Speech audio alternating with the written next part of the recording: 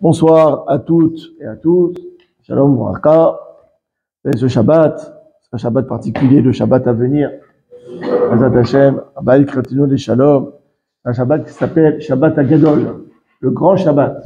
Le Shabbat qui précède la fête de Pessah.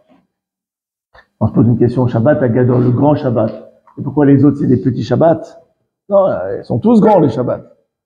Alors on va essayer de comprendre c'est quoi le message qu'il y a derrière ce Shabbat Agadol qui fait que c'est un Shabbat qui est particulier. Vous savez, dans l'étude de la Torah, on étudie beaucoup la Gemara, le Talmud, d'accord, comme on vient de faire tout à l'heure. Alors, mais ce n'est pas tout. Le plus important, c'est la partie halakhique, c'est la halakha. D'accord? Dans la halakha, il y a une œuvre qui est incontournable, que tout Talmid Chacham qui se vaut à l'obligation d'étudier quotidiennement, c'est le tour, les Abba Turim. D'accord? C'est 4 halakim, 4 volumes qui ont été écrits par le Tour, le fils du Rosh, d'accord? Et avec les commentaires du Bet Yosef, le Rav Yosef Karo, qui sera l'auteur du Shulchan Aruch, qui commente justement les opinions du Tour. Ça, c'est l'étude principale. On n'est pas obligé d'y passer dans l'étude de la Torah, c'est quelque chose de... un Talmid Chacham qui n'étudie pas ça, il y a malheureusement un chesron, il y a quand même un manquement. C'est chachou bien d'étudier le Tour. Et d'ailleurs, les halachot, elles ont été classifiées de manière extrêmement rigoureuse, et cette classification a été reprise dans l'exactitude par le Rav Yosef Karo dans le Shulchan Aruch. Donc c'est les mêmes numéros de chapitres que vous avez dans le Tour, que vous retrouvez dans le Shulchan Aruch. D'accord? Le Tour, il s'appelait Rabbeinu Yaakov Ben Asher, qu'on appelle le Tour Baal HaTurim. Or, dans le Tour, donc c'est 4 volumes, Orach Hayim, Yoredea, Siman HaEzer, le 4e, Choshen Mishpat. Ces 4 volumes ne traitent que de halachot, que de halakha. Sauf que dans le Siman Tal, le chapitre Tal, c'est Tav Lamed 430. Dans le chapitre 430 du Orach Hayim, il traite comme cela, il parle d'un sujet qui n'a rien à voir avec la halakha, qui n'a rien à voir avec la loi. C'est quoi? Il parle du Shabbat Agadol. Il dit comme cela, Shabbat Shifnei à Pessah, Shabbat avant Pessah, Korin Oto Shabbat Agadol. Il se nomme, on l'appelle le grand Shabbat. Ve'ata'am, pour quelle raison? Il finit chez Naasabo Nes Gadol, parce que a été fait ce fameux Shabbat, un grand Nes, un grand miracle. Nes Gadol, un grand miracle, c'est ça qu'on appelle Shabbat Agadol, le grand Shabbat. Et il explique l'histoire. Chez Pessah Mitzraïm Mikro Be'asor. Vous savez que à l'époque où il y avait le Beth Amikdash, il y avait une obligation d'offrir l'agneau pascal, le Korban Pessah. Quand le 14 Nissan, donc la veille de Pessah, la veille de Seder dans l'après-midi, on offrait le Korban Pessah et on le consommait le soir même, le soir du Seder. Or, le Pessah, le premier agneau pascal qui a eu durant l'exode de l'Égypte, au moment où les bénis Israël sont sortis d'Égypte, il était particulier ce Korban Pessah dans le sens où il fallait l'acheter 4 jours avant, le 10 Nissan. Be'asor la Chodesh, chez Pessah Mitzrayim Mikro Be'asor. Le Pessah, l'agneau pascal qu'on a offert à la sortie d'Égypte, il était acheté 4 jours avant, le 10 Nissan. Qui dit-il, quand le passage qui dit, Be'asor la Chodesh Azeh, Be'krou la MC, Evet Avot, c'est la Baït.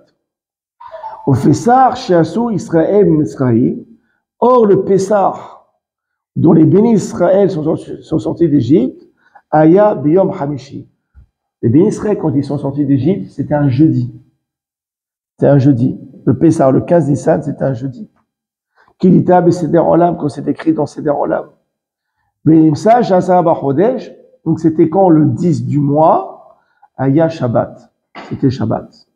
D'accord? C'est-à-dire que le 10 Nissan, Shabbat, il fallait acheter l'agneau. Le 14 Nissan, 4 jours après, il fallait l'égorger en tant que sacrifice. Le consommer la nuit du 14 au 15. Et le 15 Nissan, on est sorti d'Égypte. Vous allez me dire, mais comment ils ont pu acheter Shabbat? Shabbat, on n'a pas le droit d'acheter. Il n'y avait pas. Et en plus, le Issour de Mekar, l'interdiction de commercer, c'est Midera Banane. C'est d'ordre rabbinique. D'accord? Pourquoi? Chez mes de peur, d'accord? Et comment est-ce qu'on dit? De peur qu'il va écrire dans son calepin. D'accord? Ouais, comment il y a marqué? Comment tu dis calepin? Je trouve là-bas. Chez mes Katev, ça va me retenir. Il va écrire dans son calepin. D'accord? À cause du commerce, on va arriver à écrire. Donc, à Banane, ils ont interdit de commercer, d'acheter ou de vendre. D'accord? Mais ça, à l'époque, il n'y avait pas encore à Banane. Il n'y avait pas cette interdiction. Donc, ils ont acheté le Shabbat. D'abord, c'est là-bas. Donc, ça, ok. Vekachar auto, vekaim mitato. Qu'est-ce qu'ils ont fait? Ils ont pris cet agneau, ils l'ont attaché au pied de leur lit. Ils ont acheté le 10. Quand est-ce qu'il va être égorgé? Que 4 jours après. Donc pendant 4 jours, il était accroché au pied du lit. Le Shalom Mitzraïm, et les Égyptiens, ils ont passé, ils voient l'agneau en train de briller, le mouton en train d'hurler. Ça a éveillé l'interrogation des Égyptiens. La Mazélachem, et c'est quoi ça? Pourquoi cet agneau, il est attaché au pied de votre lit? Les Chivos et Ben Israël, ils ont répondu, les Shorto, les chaînes Pessah. C'est quoi? Parce que dans 4 jours, on va l'égorger au titre d'agneau pascal, mais parce que Dieu nous l'a ordonné. Terrible. Terrible. Dire votre Dieu, on va le prendre, on va l'égorger. C'est un blasphème. Normalement, les Égyptiens, ils auraient dû nous massacrer. Et les dents des Égyptiens, de manière figurée, étaient cassées. Sur le fait qu'on va égorger leur Dieu, cette information leur a été insupportable. Ils n'avaient pas le droit de dire quoi que ce soit. Quand je me retrouve à fermer leur bouche, ils ne pouvaient rien dire. C'est un miracle. Comment ça se fait qu'on n'a pas été massacré? Ce fameux Shabbat, on a acheté l'agneau, on l'a accroché au pied du lit, et qu'on a affirmé aux Égyptiens, il faut qu'on va l'égorger. Comment se fait-il que les Égyptiens se sont laissés faire, et qui nous ont laissé faire, d'accord, et qui nous ont pas massacrés? C'est un miracle. Donc, ça s'est passé quand? Ça s'est passé le Shabbat avant la sortie d'Égypte. Ça s'est passé le Shabbat avant Pessah. Donc le Shabbat avant Pessah, c'est une allusion, c'est une référence à ce fameux miracle. D'accord? C'est ça qu'on appelle Shabbat Agadol. Vachem Oto Anes, Korin Oto Shabbat Agadol. Et à cause de ce miracle-ci, on l'appelle Shabbat Agadol. Et d'ailleurs, Shulchan Aruch, dans le même Siman, au même chapitre 430, d'accord? Il le retranscrit ce tour. Shabbat, j'ai venu appeler ça Korin Oto Shabbat Agadol. Le Shabbat avant Pessah, on l'appelle Shabbat Agadol. Et Pene Anesh Naasavo, à cause du miracle qui a été fait. Déjà, une première question. Le tour, c'est un livre de halakha. C'est un livre de loi. Ce sont des articles de loi. Là, ici, il n'y a pas de loi qui en ressort. C'est une histoire. On nous raconte une histoire. C'est passé un miracle. Pourquoi il nous raconte? Non seulement cela, que le tour, il nous le raconte, mais en plus, il consacre un chapitre entier juste pour narrer cet épisode. Un chapitre entier. Bon, tu veux en parler, tu veux te faire un kiff parce que tu es fatigué de la halakha, tu veux un peu une histoire, un midrash. Ok, raconte, il n'y a pas de problème. Et ne consacre pas un chapitre exprès juste pour raconter ça. D'accord? Donc il y a un problème. Alors regardez. Il y a un commentaire qui s'appelle Bet Yaakov de Rabbi Yaakov Amdin.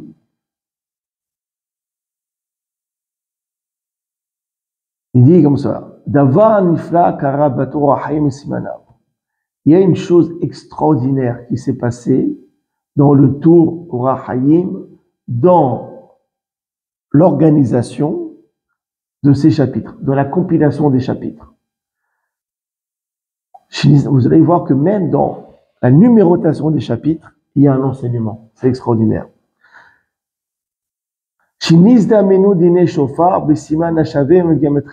Par exemple, les lois concernant le shofar à Rosh Hashanah, les lois du shofar se trouvent dans un chapitre dont le numéro de chapitre a la même valeur numérique que le mot shofar. C'est quoi? Le siman takfu. Takfu, c'est le chapitre numéro 586. La gematria du mot shofar, 586. Donc, vous voulez retenir dans le tour le chapitre qui parle du shofar, gematria shofar, takfu 586. C'est extraordinaire. Il dit comme ça le Beth Yaakov, malgré que le tour, il n'a pas pensé à cela quand il a écrit, quand il a organisé les chapitres. C'est pas comme les cours de français. On étudie un texte. Ah, l'auteur, Victor Hugo, il a pensé dire cela à travers son texte. Il n'a rien pensé du tout, il a écrit, et c'est nous en train de fantasmer sur quoi il a pensé. Alors, il est pareil aussi, le tour, il n'a pas pensé à cela. C'est arrivé par hasard. Mais comme néanmoins, la foi, la émet, béhémet. La vérité, elle repose sur de la vérité. Les hautes pour bien enseigner, pour bien montrer. Que du ciel, on lui a donné raison. Que du ciel, on est d'accord avec ses décisions halachiques. Les fiches à Asar Hebron, parce qu'il a écrit sa compilation, les Shem Shamaim, sans aucun intérêt, uniquement dans un but divin. Et tout celui qui s'occupe du travail divin de manière désintéressée, alors Dieu, il leur envoie des petits clins d'œil, des simatov, des bons signes, deux choses que jamais il n'aurait pu imaginer. Donc effectivement, lui j'ai le tour, il écrit ses halachot, il arrive au chapitre 586, il écrit les halachot du shofar, et après, avec le recul, on voit que chapitre 586, qui m'a écrit un shofar. Ah, c'est un clin d'œil du ciel, ça. Ça veut dire qu'Akadosh Baruch Hu, il est d'accord avec la halachot que j'ai écrit. Alors, ouais, c'est un petit peu bizarre aussi. Pareil dans notre cas à nous, dans le chapitre du tour qui traite du Shabbat Hagadol, on dit que c'était le chapitre Tal. C'est quoi le chapitre Tal? Chapitre 430. D'accord? Et justement, c'est quoi 430? C'est les 430 d'esclavage qu'on a dû faire en Égypte. C'est prévu 430 années. D'accord? Afin, justement, le tour, il nous narre ce miracle de la sortie d'Égypte dans le chapitre 430 pour nous dire de manière allusive que par le mérite de Shabbat Hagadol, les bénis Israël ont terminé hâtivement, plutôt que prévu, les 430 années qu'ils auraient dû effectuer. C'est extraordinaire. Dans le chapitre 430, on te raconte l'histoire de Shabbat Hagadol. C'est-à-dire que par le mérite de Shabbat Hagadol, les bénis Israël n'ont pas fait les 430 années d'esclavage, ils n'en ont fait que 210 comme c'est connu. Donc on voit que les bénis Israël, ils auraient dû faire 430 d'esclavage, ça, pasouk. Au Moshav ben Israël, Asher Yashvu b'Mitzrayim, on dit le moment de séjour des ben Israël en Égypte, Shoshim Shana Vavnotcha était de 430 années. Ça aurait dû être 430. Le Beth Yaakov, il dit que le tour, il faisait pas attention au numéro des chapitres quand il faisait sa compilation, quand il écrivait son œuvre. On peut dire qu'il faisait attention, que c'était prémédité. Pourquoi est-ce que le tour, il a écrit quoi? Ba'al HaTurim. Ba'al HaTurim, c'est un commentaire sur le Chumash. Oh, c'est que des gématriotes, quasiment. C'est que des gématriotes. Alors qu'il avait un esprit de gématria, le tour. Donc, quand le tour, il écrit Simantal pour Shabbat Hagadol, et c'est ce qu'il faisait.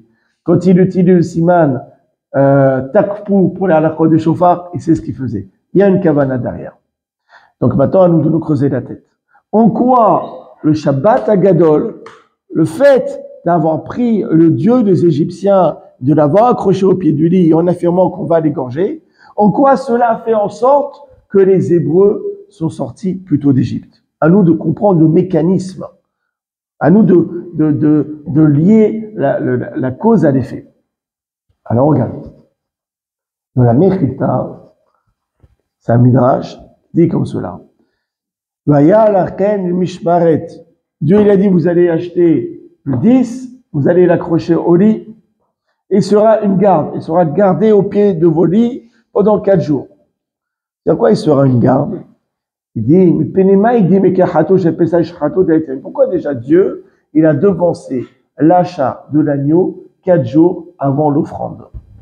Ayar Ibn Matia ben Harash, Omer Ibn Matia ben Harash, il dit, il y a un passage dont il y a Ézéchiel qui dit comme cela, Va Evor Alaïr, il dit, je suis passé devant toi, Va et je t'ai vu, Vene Aïter Edodim, et c'était le moment de l'amour, le moment de l'amitié. Ça veut dire quoi? On dirait une chanson d'Enrico Macias. C'est quoi ça? On dit, et Guiach voit, Dieu est arrivé, la chevoie, le serment, Shishba, que d'Abraham, que a promis à Abraham, Shigar et Banav qui va délivrer ses enfants. Le Loya Viadam Mitzvot, Askobaem, Kishgalo. Le problème, c'est que ils n'avaient pas de mitzvot, de quoi s'occuper afin qu'ils aient un mérite pour être délivrés. Dieu dit, je veux les délivrer. Mais ils font que dalle, ils font rien, ils faisaient rien en Égypte. Ils pratiquaient même l'idolâtrie. Par quoi je veux les sauver? Par quel mérite? Ils ont rien. Chez les mains, comme il est écrit, toujours dans Yahesket, chez les Mnarkonou, les seins se sont formés, ça a l'air sémiard, tes cheveux ont poussé. T'as rien, mais toi, tu es nu. C'est quoi, tu es nu? Arob et comme mitzvot. Tu es nu des mitzvot. Je veux bien te sauver, mais quelle route, quel mérite? T'as rien pour que je puisse te délivrer.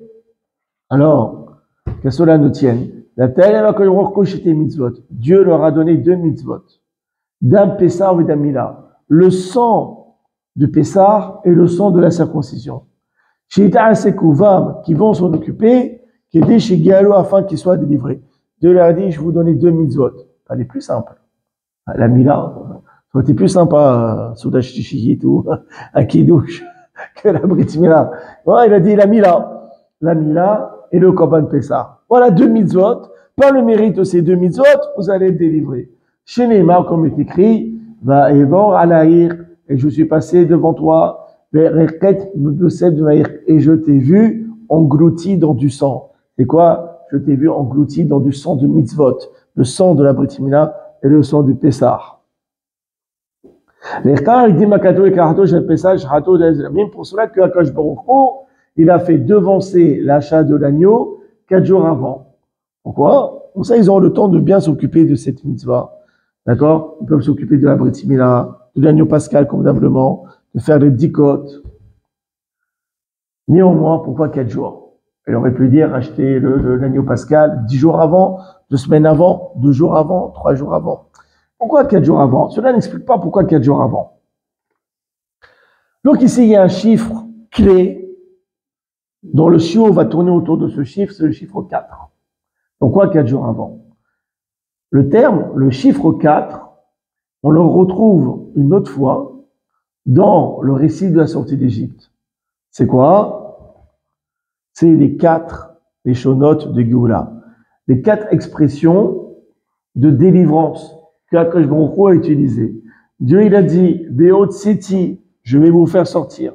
Ve'issalti, je vais vous sauver. Ve'ga'ati, je vais vous délivrer. Ve'lakarti, et je vous adopterai. Il a 4 expressions de Géoula. Et justement, par rapport à ces 4 expressions de Géoula, qu'est-ce qu'on fait le soir du Seder? On boit 4 coupes de vin, 4 verres de vin. D'accord? Les 4, justement, les 4 à Bakosot. Ça, c'est l'explication qui est ramenée dans le Talmud de Babylone, la Sirkeb Sahim, page 68. Pourquoi est-ce que Hakam, ils ont instauré 4 coupes de vin par rapport aux 4 expressions de Géoula, de délivrance? Quand vous étudiez le Talmud de Jérusalem et Yerushalmi, la raison est autre.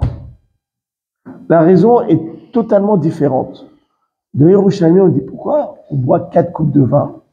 Vous savez quoi? Il faut remonter jusqu'à Yosef, quand il a interprété le rêve du Saramashkim, du prince préposé aux boissons.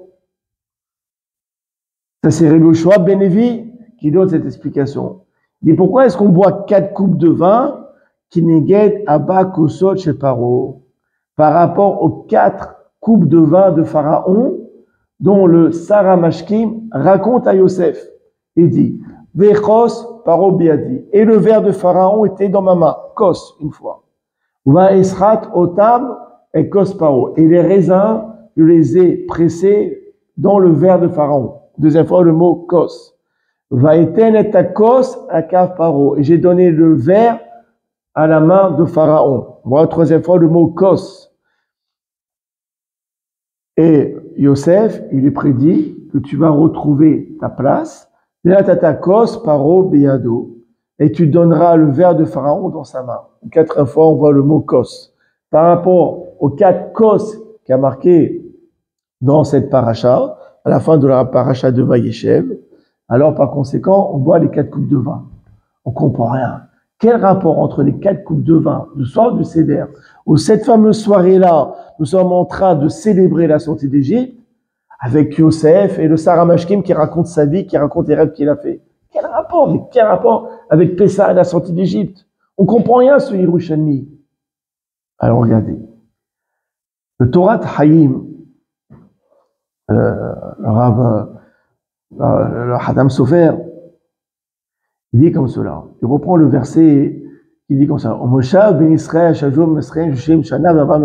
les Ben Israël, ils étaient en Égypte 430 ans. Et que réellement, ils sont restés que 210 ans. C'est-à-dire que normalement, ils auraient dû, dans le projet divin, ils auraient dû faire 430 ans d'esclavage en Égypte. Réellement, ils sont restés que 210 ans. Mais réellement, est-ce qu'ils ont souffert 210 ans? Non. Exactement. Je savais que vous allez savoir répondre. Ils ont souffert réellement que, entre guillemets, 86 ans.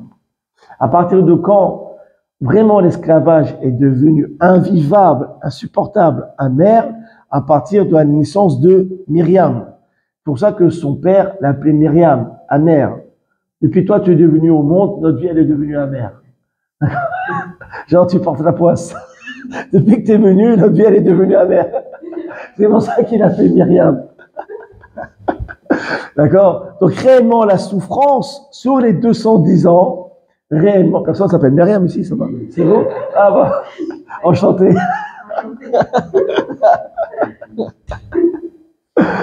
D'accord. Ah, vous ne rendez pas la vie amère, ça va, Baruch Hashem. Exactement. D'accord? Donc, sur les 210 ans d'esclavage, réellement, il y a eu 86 années d'esclavage, d'asservissement, de servitude réelle. Donc, regardez, sur les 430 ans d'esclavage, que je vous rends compte dans sa grande bonté, vous a fait subir que 86. 86 par rapport à 430, c'est quoi? C'est 1/5. C'est-à-dire que réellement, sur les 430 ans, on n'a fait que 86 ans d'esclavage. Donc, on a fait quoi réellement? Que 1/5 sur ce qui était prévu. Donc, il y a 4/5 d'esclavage qu'on n'a pas fait, qu'on n'a pas subi. D'ailleurs, on comprend, on sait faire Bamidbar, d'accord? Quand les bénis Israël, ils ont refusé de rentrer en terre d'Israël. Ils ont dit quoi? Comment on va rentrer en terre d'Israël? Amalek Yoshev Beretz Negev. Dans le sud, il y a Amalek. Ils ont dit quoi? Les Ténérosh Bneshua Mitzrama. Nommons un nouveau leader, un nouveau dirigeant et retournons en Égypte. Quoi cette histoire? Parce qu'il y a Amalek, on retourne en Égypte. Alors ils n'ont pas déjà battu Amalek. C'est ça que je me rends compte, il t'a dit tu vas gagner la guerre. Tu vas au combat sans aucune crainte. En fait, le Hatam Sofer, il explique. Je vous dis dans les mots de Hatam Sofer. En plus, ils voulaient retourner en Égypte. Quoi, tu veux retourner en Égypte? Tu veux te remanger encore des coups de fouet, te faire humilier? Tu veux retourner dans cette vie? Est-ce qu'ils étaient fous pour vouloir retourner en Égypte, être asservis à Pharaon? Et là, les fiches, eux, dans leur tête, ils se sont dit, vraiment, on était asservis que 86 ans sur les 430 ans. Donc, on a été asservis que 1/5. Et Ayom Mesuba Kimbo Ben Massa, ils ont commencé à réfléchir. Chez Meotzi An Meatzmo, peut-être qu'ils n'auraient pas dû sortir d'Égypte, peut-être qu'ils sont sortis trop tôt, peut-être qu'ils sont sortis de leur propre chef, sans que ça soit conforme à la volonté de Dieu. Chez Meotzi An Birshoto Shemakom, parce que si c'était Dieu qui réellement les avait fait sortir d'Égypte, il y aurait pas eu Amalek, il n'y aurait pas eu tous ces peuplades avec l'épée entre les dents, prêts à les massacrer. Les Hachechou, ils ont craint. Chez l'Oyagianaen, que le temps de la délivrance n'est pas encore arrivé. Caché, Galivne Ephraim, Shimarouetakes Vnargo, que peut-être va leur arriver, comme la tribu d'Ephraïm qu'on a déjà étudié, qu'ils sont sortis plus tôt que prévu et qu'ils ont été massacrés par les Philistins. Peut-être que nous, on a fait pareil. Nous, on a fait comme la tribu d'Ephraïm. On est sortis trop tôt d'Égypte. On est sortis plus tôt. On est sortis de notre propre chef, sans l'accord de Dieu. On a fait que 86 ans d'esclavage sur 430.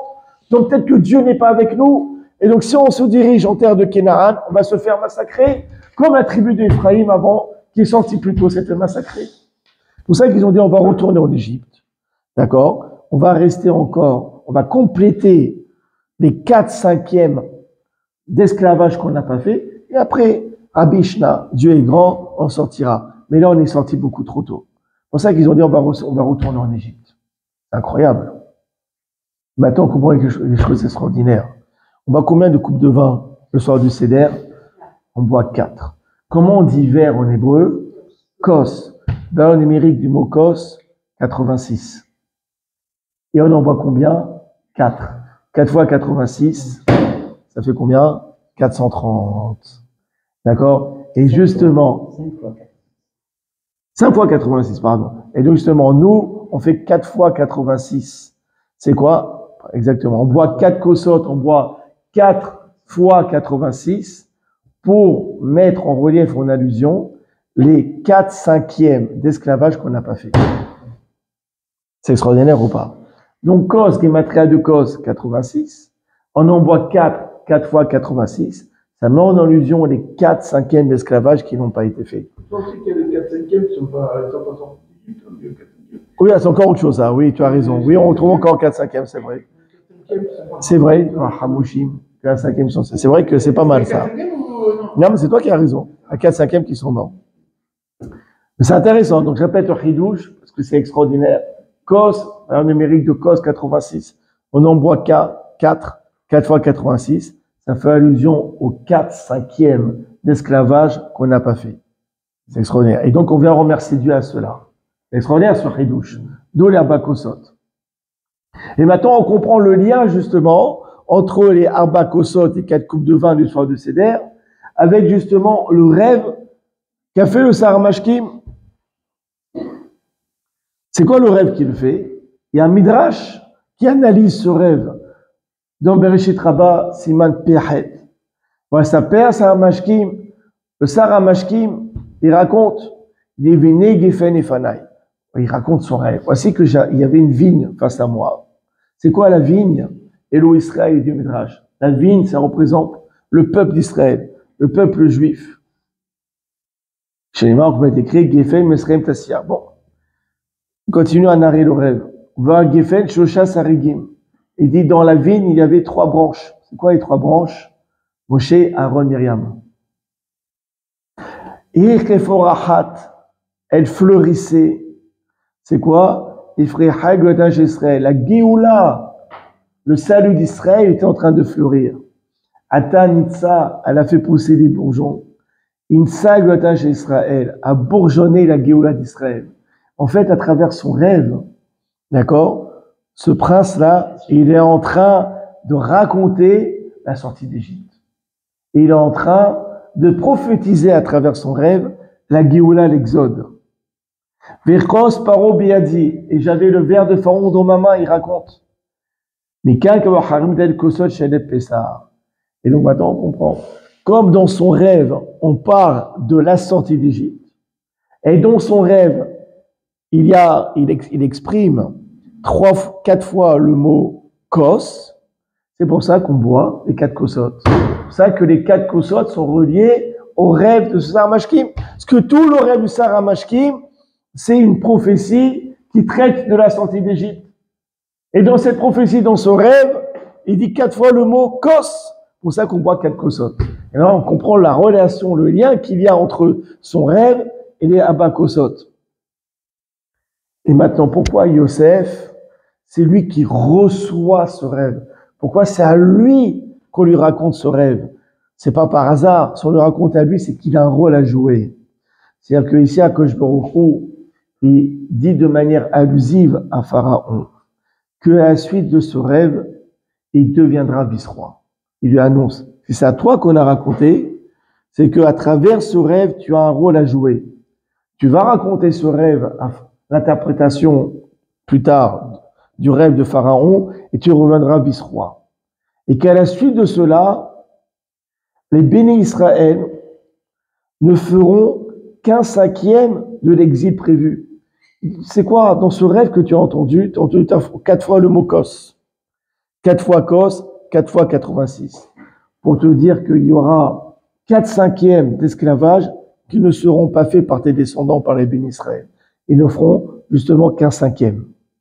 D'accord? Et c'est extraordinaire. Et là, tu rejoins à l'explication. Donc, pourquoi 4 kosot? Pour remercier à Kosh Baruch Hu de nous avoir exempté des 4 fois 86 années d'esclavage qu'on n'a pas fait. C'est extraordinaire, et c'est le lien qu'on a fait.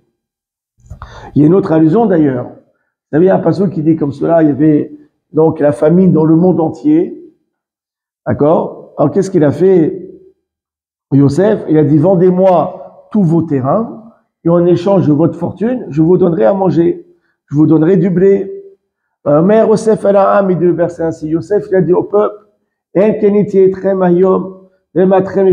aujourd'hui, je vous ai acheté, vous et votre terrain. Je vous ai acheté pour Pharaon. Même en tant qu'esclaves, ils n'avaient plus rien. Ils n'avaient que leur corps. Kim Gibiyatenu. Ils n'avaient que leur corps à vendre. Et voilà, en échange, voilà de la semence, et on semonçait. Et lorsque le terrain donnera de la production, vous prélèverez un 5e à Pharaon. Et les 4 autres 5e, vous les garderez pour vous. Les pour ensemencer de nouveau, ou bien pour votre consommation personnelle. Ok, c'est d'économie. Je vous donne de la semence, ce qui va pousser un 5e, vous donnez à Pharaon, vous gardez 4/5. Il n'y a pas de problème jusque-là. C'est d'économie pure. Là où il y a une interrogation qui est soulevée, dit jusqu'à cette journée-ci, Yosef, il a fixé cette loi comme un décret perpétuel. D'accord? Sur la terre d'Égypte, par rapport à Pharaon, il faudra prélever un 5e. C'est-à-dire que jusqu'à aujourd'hui en Égypte, on devra prélever un 5e à Pharaon. Est-ce que c'est le cas? Est-ce qu'aujourd'hui on a un Pharaon? Non, on a Sissi. D'accord? Est-ce que Sissi prend un 5e? Non. C'est quoi ce passouk? Jusqu'à aujourd'hui, on prélève un 5e à Pharaon. Yosef, il a gravé cette loi dans le marbre qu'un 5e doit être délivré, prélevé à Pharaon. C'est quoi cette histoire? D'abord, si Yosef, il a décrété qu'il fallait prélever un 5e à Pharaon, c'était pour son époque où il y avait la famine. Mais à une autre époque, il n'y avait pas besoin de décréter qu'on devait donner un 5e à Pharaon. Alors c'est quoi la réponse? Parce que Yosef Hatzadik, il a vu par roi HaKodesh que plus tard les bénis Israël seront esclaves pendant 86 ans. Et donc, il va leur manquer 4/5 d'esclavage. Il va leur manquer 4 fois 86 années d'esclavage qu'ils ne vont pas faire. Et ça, les Égyptiens, un jour, vont leur reprocher. Allô, sur les 430 de prévus, vous n'avez fait que 86. Il vous manque encore 4 fois 86 années à faire. Alors, Yosef, il a eu l'intelligence de graver cette loi en Égypte, que si un homme, il est redevable d'une dette à Pharaon, il ne devra payer que un 5e. Et les 4/5 restent dans la possession du propriétaire. Il a gravé cela. Toute personne qui doit quoi que ce soit à Pharaon ne doit lui payer que 1/5, pas plus. Ça veut dire quoi? Les béné Israël qui ont une dette de 430 années d'esclavage à Pharaon, ils ne devront payer quoi? Que 1/5. Ils font que 86 ans d'esclavage et pas le reste. C'est pour ça que Yosef il a figé cette loi dans l'éternité. C'est extraordinaire, cette lecture ici. Regardez, il y a d'autres allusions. Et il faut savoir quelque chose d'extraordinaire. D'ailleurs, c'est ce que dit le Midrash. On dit dans Tehillim, quand les bénis Israël, ils ont voulu traverser la mer, cette coquine, elle n'a pas voulu s'ouvrir. D'accord? Il y a marqué, Ayam Ra'av Vayanos. La mer, elle a vu, elle a fui. Elle a fui. C'est quoi elle a fui? Elle a accepté de s'ouvrir. Mais elle a vu, qu'est-ce qu'elle a vu? Ce qu'elle a vu. Mara, qu'est-ce qu'elle a vu? On dit, Arono chez Yosef Ra'a. Elle a vu le cercueil de Yosef. Alors, parce qu'elle a vu le cercueil de Yosef, elle a accepté de s'ouvrir. On comprend pas. Non, l'explication, elle est simple. La mer, elle voit les bénis Israël. Dieu, il dit à la mer, ouvre-toi. Pas comme, d'accord? Les 40 voleurs, Alibaba, les 40 voleurs. Je vais dire Baba Salé. D'accord? La mère, elle a dit, mais d'où je m'ouvre? Vous voyez, c'est mort. Je m'ouvre pas. Pourquoi je m'ouvre pas? Attends, c'est béni Israël, là. Ils ont fait que 86 ans d'esclavage.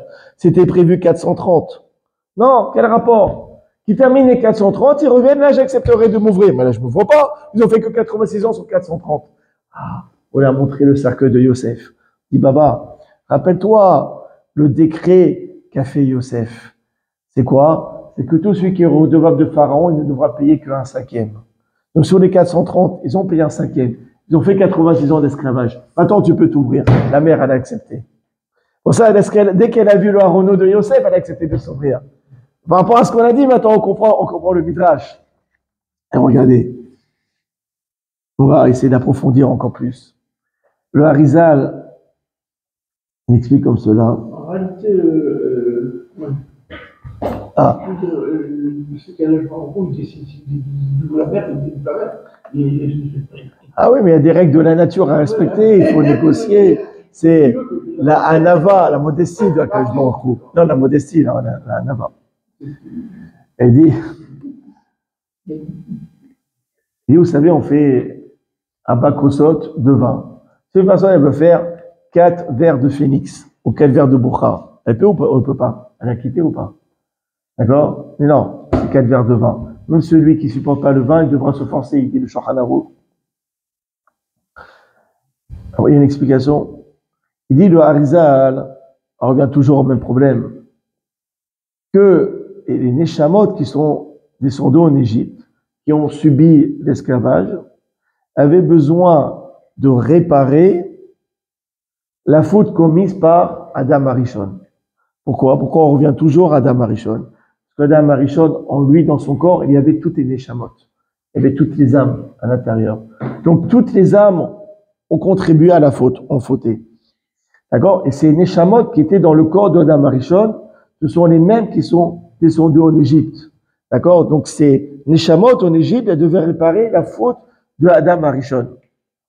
Or, le fruit défendu, selon Amman Damar, selon une opinion de Maserket Barakot, page même, Tania, on a une braïta, Ilan, Sha'aka, Minu Adam Arishon, l'arbre dans lequel a mangé Adam Arishon, Rabbi Meir Omer, Rabbi Meir dit, Gefenaya.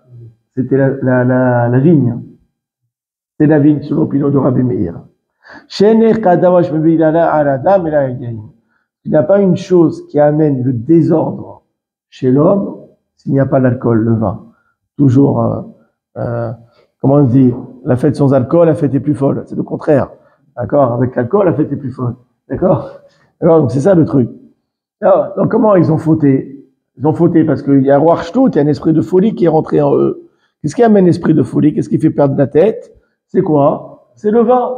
Donc le fruit défendu qu'ils ont mangé, c'est le raisin, selon Rabbi Meir. C'est pour ça que justement, les bénis Israël, ils devaient réparer cette faute qu'a fait Adam Arishon, et non en souvenir de cela, en souvenir du travail que nos ancêtres avait dû faire, on boit justement 4 verres de vin et pas justement une autre boisson.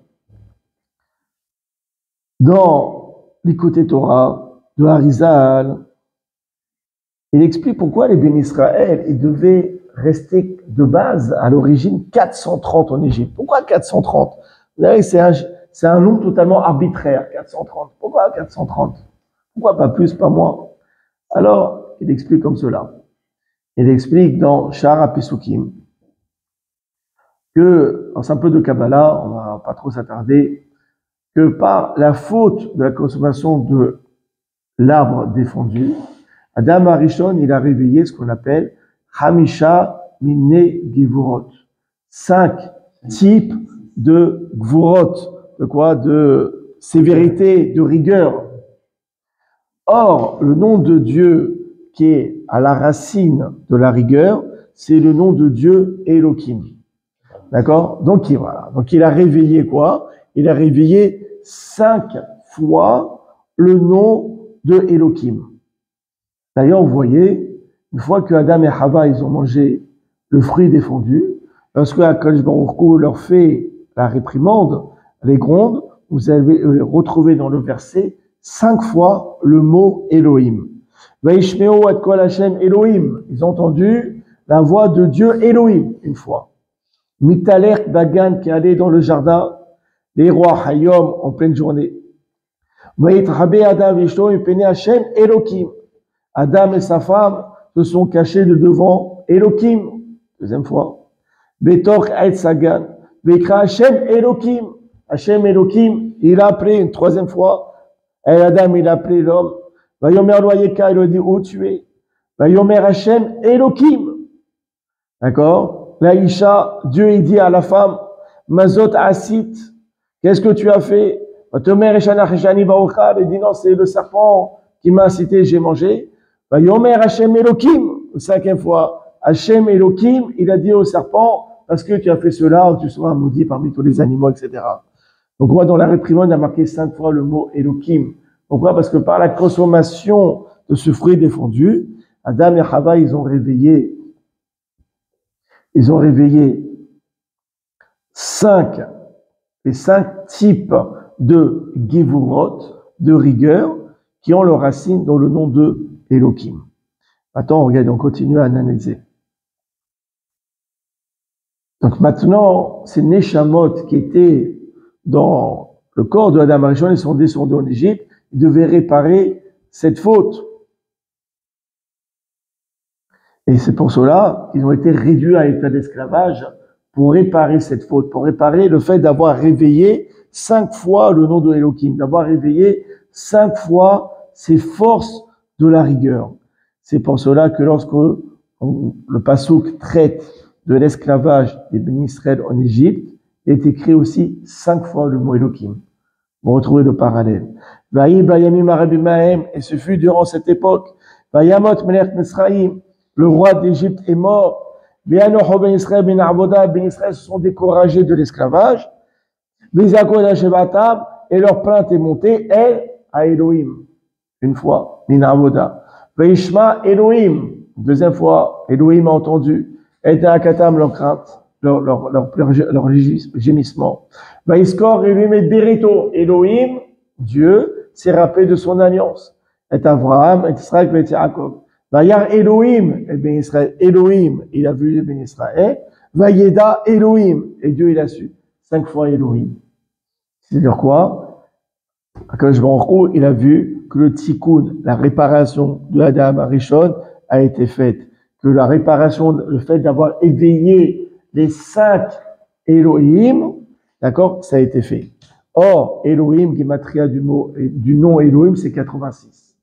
5 fois Elohim, 5 fois 86, 430. C'est pour ça que d'origine, il devait rester 430 en esclavage. Comme ça, il explique le Harizal. Or, Akadosh Baruch Hu, par sa grande bonté, nous a fait supporter que 1/5 des 430 ans. C'est-à-dire qu'on a subi uniquement 86 ans d'esclavage. Tout justement, comme on a expliqué, les 4 kosot, 4 fois 86, pour remercier Akadosh Baruch Hu, nous avoir épargné 4/5 de la sentence, 4/5 des 430. Maintenant, regardez. Il y a une autre allusion. Lorsque Hachem il se révéla à Moshe durant l'épisode du buisson ardent, il est écrit comme cela. La première rencontre entre Moïse, entre Moshe et Akadosh Baruch Hu. Vayomer Moshe el ha-Elohim. Moshe, il parle à qui? À ha-Elohim. Voilà. Ici, Dieu, il lui dit quoi? Il dit, tu vas délivrer mon peuple. Moshe, il dit quoi? Il est trop tôt pour les délivrer. Moi, je sais qu'ils doivent faire 430 ans d'esclavage. Ils n'en ont fait que 86. Et ça, va Yomer Moshe, Dieu, il a dit, Ha Elohim. Et je comprends pas. Normalement, les bénis Israël, les Hébreux, ils doivent faire He Elohim. He, c'est 5. Ils doivent faire 5 fois Elohim. 5 fois 86 ans. Ils doivent faire 430 d'esclavage. Or, le temps n'est pas arrivé. Ils n'en ont fait que 86. Ça, Moshe, il a dit, Ha Elohim. 5 fois 86, il doit faire. Alors, comment Dieu y répond? Il dit, oui, tu as raison. Il doit faire Ha Elohim. 5 fois Elohim. 5 fois 86. 430 années d'esclavage. Ils n'ont fait qu'un cinquième. Mais je vais te dire quand même pourquoi ils doivent sortir plus tôt. C'est quoi la réponse de Hachem? Vayomer, Dieu, il lui répond comme cela. Qui est heye imar? Je serai avec toi. C'est quoi, je serai avec toi? Il dit, c'est quoi? Moi, Dieu, et toi, Moshe, toi et moi, c'est pareil. Toi et moi contre le monde entier. D'accord? Toi et moi, c'est pareil. C'est quoi? Moi, je les ai amenés en Égypte. Pourquoi? Pour réparer les 5 rigueurs qui ont été réveillées. Les 5 fois Elohim. Donc, moi, je suis 5 fois Elohim. C'est quoi, moi, je suis 5 fois Elohim? 5 fois 86, je suis 430. Et la suite du passage qui dit comme cela. Écoutez bien, c'est extraordinaire. Vezé lechaot. Voici pour toi le signe. C'est quoi? Vezé lechaot. Hot, ça veut dire le signe, mais ça veut aussi dire la lettre. On l'avait vu Shabbat il y a 2 semaines. Il dit, toi, tu es comme moi, mais tu as une lettre en plus. Comment il s'appelle Moïse? Il s'appelle Moshe. Gematria de Moshe, c'est quoi? C'est 345. D'accord? Donc ça veut dire quoi? Moshe 345. Inachiname. Alors, on est bloqué. D'accord? Shari Yashlecha, Shmecha Otahat Etera, le Mispar Shadash Banolim, Nirmod Shatam Ptigotrou Shotecha, Doraka Kianochi Shlachticha. Il dit, Amar Daika Kifi Shnemas Bishmecha Moshe. Mais regarde, d'abord, j'adore. Moshe, c'est quoi? C'est, tu m'as dit, 345. 345, et donc par rapport à 430, il manque 95. Ah, mais il manque, on retombe sur nos pieds. Vezé lecha ha'ot. Shesh lecha b'shmecha ot achat etera al mispar shedalet shemot elokim. Ah oui, ok, pardon. Ok, autant pour moi. Il dit, les bénis Israël, ils ont réveillé quoi? Ils ont réveillé les 4 sévérités. Les 4 sévérités, c'est 4 fois Elohim. 4 fois Elohim, ça fait combien?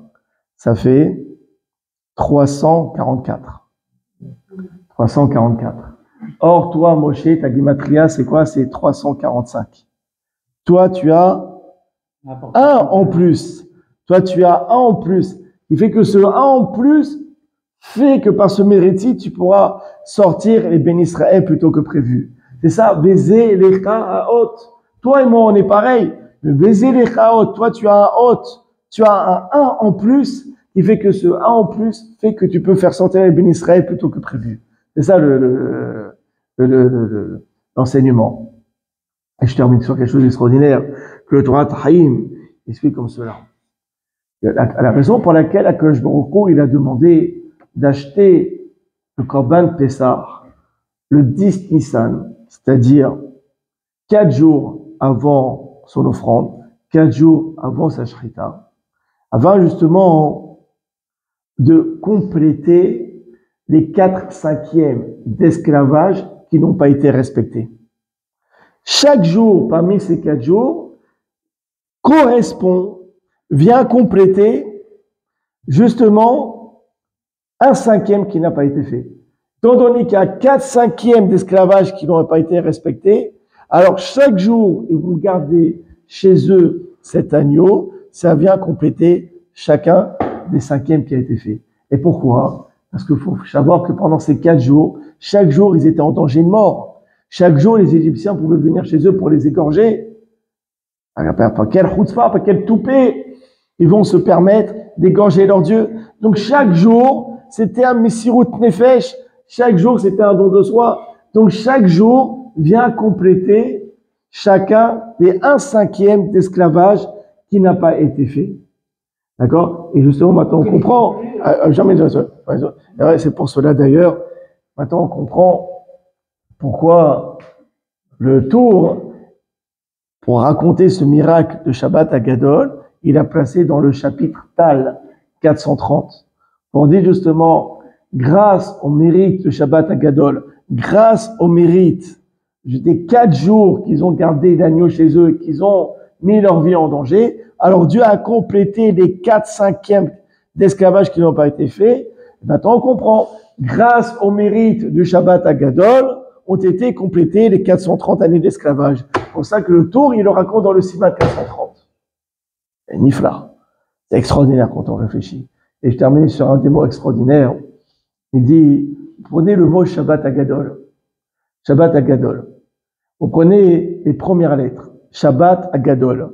Shabbat Shin, Hagadol He. Ça fait quoi? Ça fait C. C, c'est l'agneau ou le mouton. C. Vous prenez Shabbat Hagadol, les dernières lettres. Shabbat, dernière lettre, c'est Tav. Et Hagadol, Lamed, ça fait Tal, 430. Par le mérite du C, de l'agneau qu'ils ont gardé chez eux pendant 4 jours et qu'ils ont mis leur vie en danger, alors Dieu a complété les Tal, les 430 années qui manquaient. Première lettre et dernière lettre. Et on revient à tout ce qu'on a dit autour, à tout le cheminement que je viens d'évoquer.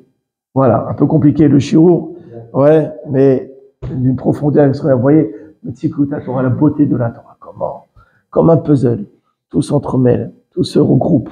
C'est quelque chose de nifla. Alors que ça nous aide à prendre conscience de la véracité vraiment de notre Torah, chose qu'on retrouve ailleurs. Baruch Hashem. Baruch Hashem, amen et amen.